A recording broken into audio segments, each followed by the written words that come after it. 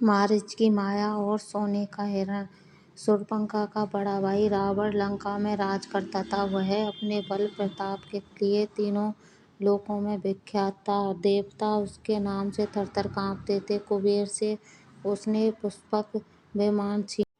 खरदूषण के मारे जाने पर शूर्पणखा समुद्र पार कर रोती चिल्लाती रावण के पास पहुंची और बोली, भाई तेरे पौरुष को धिक्कार है। तेरे रहते मेरी यह दुर्गति हो रही है। अब तू कैसे मुँह दिखाएगा। इतना कहकर शूर्पणखा पछाड़ खा-खाकर गिर पड़ी। रावण ने शूर्पणखा को उठाया और पूछा, किसने तेरे नाक काटे हैं। किसके सिर पर काल मंडरा रहा है। बता तो सही। शूर्पणखा ने सारा हाल कह सुनाया। राम लक्ष्मण के बल और रूप की प्रशंसा करते हुए उसने कहा कि उसके साथ एक परम सुंदरी स्त्री भी है। उसका नाम सीता है। मैंने समझा कि ऐसी सुंदर स्त्री लंका में राजमहल के योग्य है। उसे मैं तुम्हारे लिए लाना चाहती थी। जब उन्हें मालूम हुआ मैं तुम्हारी बहन हूँ तो वे मुझ पर हंसने लगे और लक्ष्मण ने मेरी नाक काट दी। मेरी नाक जो गई वह तो लौट नहीं सकती, पर उस सुंदरी को बैरी की चुनौती स्वीकार करो। खरदूषण की मृत्यु का समाचार से रावण पहले तो कुछ घबराया, फिर उसने शूर्पणखा को समझा बुझाकर सीता को ले आने का निश्चय कर लिया। उसने तुरंत अपना आकाशगामी रथ मंगाया और उसमें अकेले ही बैठकर समुद्र पार मारीच के पास पहुंचा।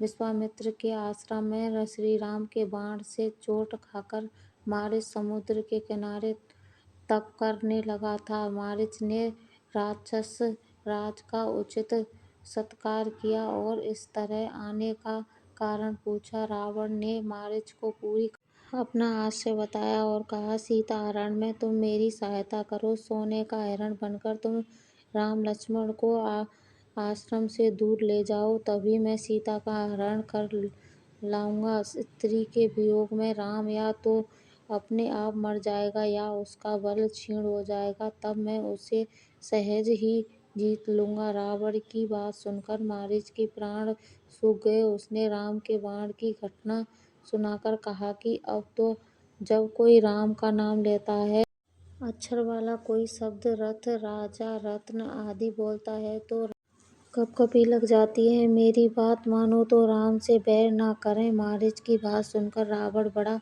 क्रोधित हुआ और बोला, मैं यहाँ तेरे उपदेश सुनने नहीं आया हूँ, आज्ञा देने आया हूँ।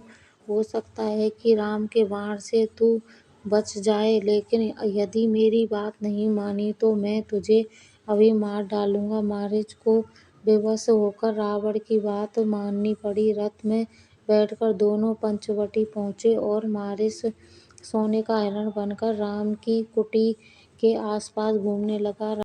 पेड़ों के झुरमुट में छिप गया। सोने के विचित्र हिरण को देखकर सीता उस पर मुग्ध हो गई। उन्होंने राम से उसको पकड़ने का आग्रह किया। राम को कुछ संदेह तो हुआ, परंतु सीता के कहने पर वे उसके पीछे चल पड़े।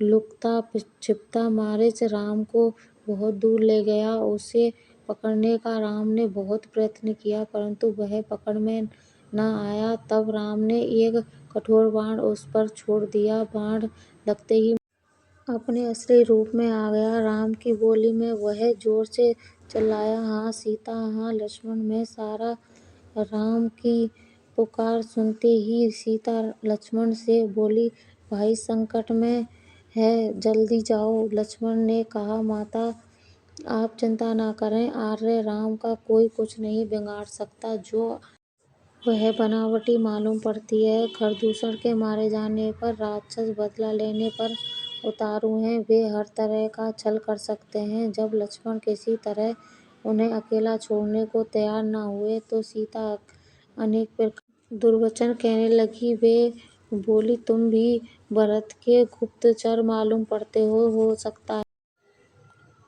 हो सकता है मेरे ऊपर भी तुम्हारी कुदृष्टि हो। अगर आर्यपुत्र को कुछ हो गया तो मैं गोदावरी नदी में डूब मरूंगी। होनी प्रबल होती है। इन कठोर वचनों से आहत होकर लक्ष्मण राम की खोज में चल पड़े। रावण ऐसे ही अवसर की तलाश में छिपा बैठा था। अब सन्यासी का वेश बनाकर वह सीता जी की कुटी पर वेद मंत्र बोलते हुए आ गया। सीता जी ने उचित अतिथि सत्कार किया। तब रावण ने अपना नाम बताया और लंका चलने के लिए सीता जी से कहा। सीता जी ने उसे डांटा और राम का डर दिखाया।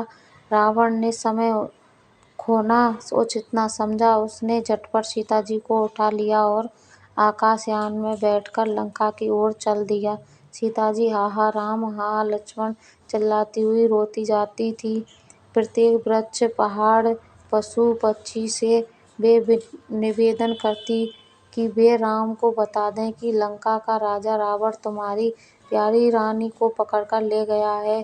गिद्धराज जटायु ने सीता जी का रोना सुना तो उसने अपने क्वार्टर से निकलकर रावण को ललकारा और पूरी ताकत से वह रावण पर टूट पड़ा। उसने रावण को कवच काट डाला और उसे घायल कर दिया। जटायु ने रावण के धनुष बाण काट डाले और उसका रथ भी तोड़ फोड़ डाला। तब रावण ने तलवार से जटायु के पंख काट डाले और सीता को लेकर लंका की ओर चल दिया।